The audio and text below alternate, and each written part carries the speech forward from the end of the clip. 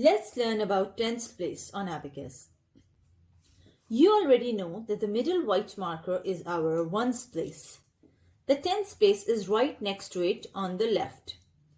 If one bead on tens rod touches the bar, the value is 10.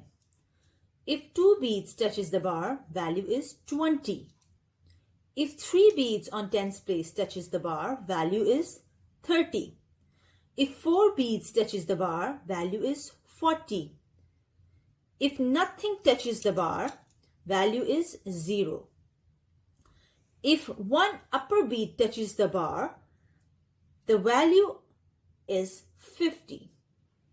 To make 60, we take one bead from the top and one bead from the bottom to make and touch it to the bar.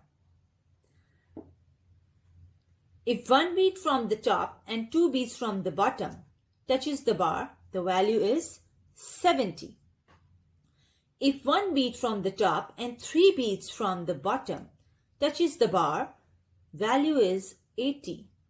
If one bead from the top and four beads from the bottom touches the bar, the value of the abacus is 90.